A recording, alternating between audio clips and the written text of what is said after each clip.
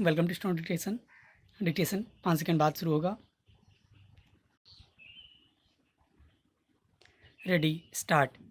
लद्दाख की गलवान घाटी में भारत चीन के बीच सामरिक तनाव को कम करने की कोशिशों के बीच चीनी सैनिकों के साथ हिंसक झड़प में भारतीय सेना के कमांडिंग अफसर सहित 20 जवानों की शहादत के बाद हालत और तनावपूर्ण हो गए हैं। बताया जा रहा है कि भारतीय जवानों ने भी करारा जवाब दिया और इस झड़प में 43 चीनी सैनिक भी हताहत हुए हैं। भारतीय सेना ने भी इसकी पुष्टि की है कि दोनों तरफ से जानें गई हैं। ये हालात उस समय बने हैं जब आपसी विवाद बातचीत के रास्ते हल करने पर सहमति बन गई थी और बातचीत का दौर चल भी रहा था। दोनों देशों के सैनिकों के पीछे हटने की खबरों के बीच यह माना जा रहा था कि जल्द ही तनाव खत्म हो जाएगा। करीब 45 साल बाद ऐसे हालात बने हैं जब भारत चीन सीमा पर भारतीय जवानों की शहादत हुई है।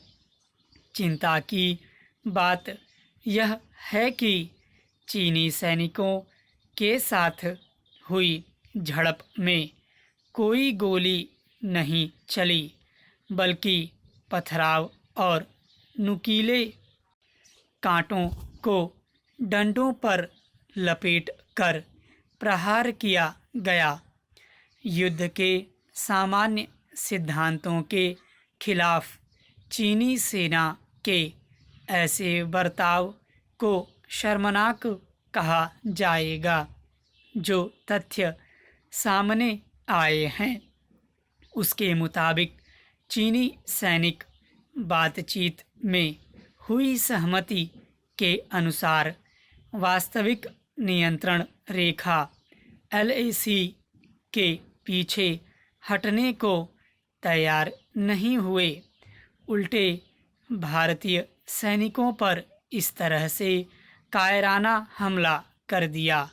अब अपनी गलती मानने के बजाय चीन उल्टे भारतीय सैनिकों पर घुसपैठ का आरोप जड़ भारत को ही दोषी ठहराने में जुटा है।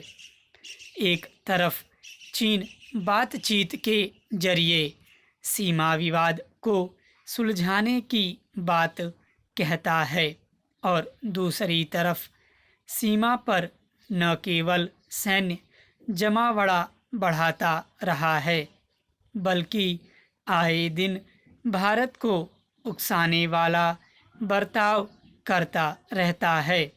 पैराचेंज। पिछले दिनों में इससे पहले भी दोनों देशों के सैनिकों के बीच झड़प हो चुकी है, लेकिन इतनी हिंसक कभी नहीं हुई। गत 5 मई को भारत चीन के करीब 200 सैनिक आमने सामने हो गए थे। इसके 4 दिन बाद ही गश्त के दौरान दोनों देशों के सैनिकों के बीच टकराहट हुई। चीन की साम्राज्यवादी नीतियां किसी से छिपी नहीं। सामरिक महत्व के हर इलाकों में वह अपनी दखलंदाजी करता आया है, चाहे मसला गलवान घाटी का हो या फिर दक्षिण चीन सागर का। चीन कोरोना महामारी को फैलाने के आरोपों को लेकर दुनिया भर में विरोध का सामना कर रहा है। भारत ने भी विश्व स्वास्थ्य संगठन में कोरोना को लेकर जांच का समर्थन किया है। चीन खुद पर लगे आरोपों से ध्यान तो भटकाना चाहता है, वह यह भी सोच रहा है कि कोरोना संकट से घिरे भारत पर दबाव बनाना आसान होगा।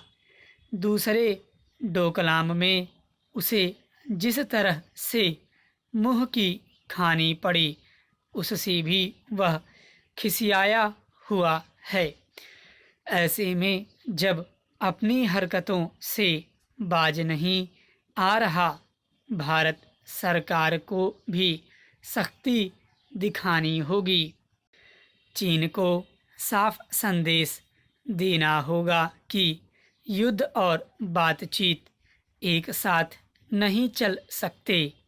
अंतर्राष्ट्रीय मंचों पर भी चीन की कारगुजारियों का खुलासा करना होगा ताकि सीमा पर ऐसे हालात फिर से उत्पन्न न हों। कोरोना संकट के दौर में शांति बहाली दोनों देशों की प्राथमिकता रहनी चाहिए। स्टॉप।